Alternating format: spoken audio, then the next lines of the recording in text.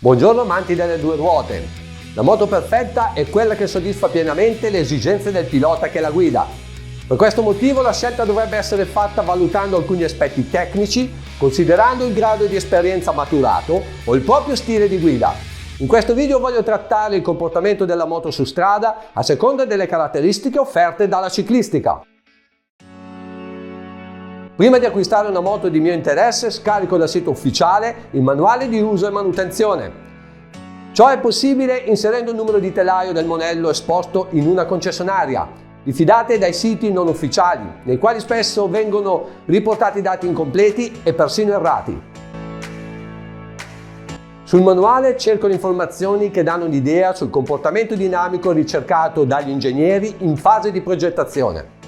I dati a cui mi riferisco sono quelli relativi all'interasse, al grado di inclinazione del canotto di sterzo, alla tipologia di cerchi montati, all'altezza delle masse sospese all'avancorsa e alle caratteristiche strutturali di telaio e forcellone.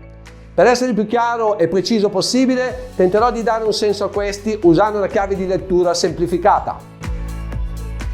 Considerando i tanti fattori che possono determinare un diverso comportamento della ciclistica, è comunque necessario fare una prova su strada. A volte è possibile non riscontrare il giusto feeling, anche scegliendo una moto con le caratteristiche da noi ricercate. Il primo fattore importante riguarda l'interasse, ossia la distanza tra l'asse del perno della ruota anteriore e quello posteriore. Questo valore viene rilevato con moto in posizione statica. Influenzando molto il comportamento della ciclistica, l'interasse offre maggior stabilità quando non è eccessivamente ridotto. Interassi troppo corti necessitano di una taratura rigida delle sospensioni al fine di ottenere stabilità nei curvoni veloci e di ridurre i trasferimenti di carico. Queste tarature solitamente non sono adatte per un utilizzo stradale della motocicletta. Come si può osservare su alcune moto di serie usate in pista, il perno ruota posteriore viene spostato fin dove l'asola di scorrimento lo consente. Il risultato ottenuto è una maggior precisione in percorrenza di curva, miglior trazione in uscita e minor trasferimento di carico in frenata e accelerazione. Al fine di ottenere questo, spesso è sufficiente mettere una catena più lunga o sostituire la corona originale con una più piccola. La seconda soluzione, però, porta ad avere una rapportatura più lunga e meno adatta su strada. Nelle competizioni di un certo livello, invece, la procedura più estrema prevede la sostituzione del forcellone originale con uno più lungo e dalla sagoma differente. Anche l'altezza del punto di fissaggio dello stesso al telaio influisce sul comportamento della moto. I valori che ritengo validi e di compromesso per un qualsiasi modello sportivo usato su strada dovrebbero rientrare tra un minimo di 1420 a un massimo di 1460 mm. L'interasse delle moto turistiche usate di frequente in coppia dovrebbero avere una lunghezza compresa tra i 1520 e i 1575 mm. Al fine di mantenere comunque una buona distribuzione dei pesi viaggiando in due, è importante che il centro della seduta passeggero risulti più avanzata rispetto al perno della ruota posteriore. Con il termine di angolo di sterzo si identifica il grado di inclinazione del canotto rispetto alla verticale, detto anche angolo di rake. La misurazione viene fatta calcolando l'angolo che si va a formare dalla proiezione di una linea che segue l'inclinazione del canotto e quella della verticale. L'angolo di sterzo è scelto dai progettisti a seconda del carattere della motocicletta e dalle velocità raggiungibili dalla stessa. Per quelle particolarmente sportive l'angolo sarà tendenzialmente più chiuso rispetto a quelle prodotte per un uso prettamente stradale o turistico.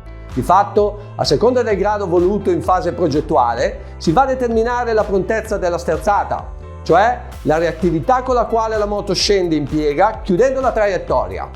Il grado di inclinazione che ritengo ottimale per avere su strada il giusto compromesso è compreso tra i 24,2 e i 25,2 gradi.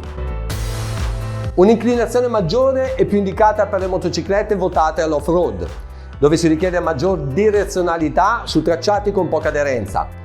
Al di sotto dei 24 gradi, invece, la troppa reattività potrebbe trasmettere una sensazione di mancato controllo allo scendere in piega, soprattutto nei tornanti stretti e nelle curve lente. Anche la tipologia di cerchioni montati incide sulla capacità di sterzata della moto. Per l'effetto giroscopico prodotto alle alte velocità, più un cerchione risulta pesante e maggiore sarà l'inerzia da superare per far svoltare la motocicletta. Per questa ragione, su quelle da competizione vengono montati cerchioni realizzati con leghe particolarmente leggere. Dando la giusta importanza a quest'ultimo concetto, escludendo i gusti estetici personali, per un utilizzo stradale sono propenso a cerchi forgiati in alluminio. Essendo quelli a raggi più resistenti agli urti ma più pesanti, li prenderei in considerazione se volessi praticare l'off-road. Al fine di completare l'argomento, devo ricordare un ultimo fattore che può influenzare sulla velocità di sterzata. Mi riferisco all'altezza delle masse sospese. Un baricentro alto offre una reattività maggiore allo scendere in piega, contrastando maggiormente la risalita in fase di accelerazione.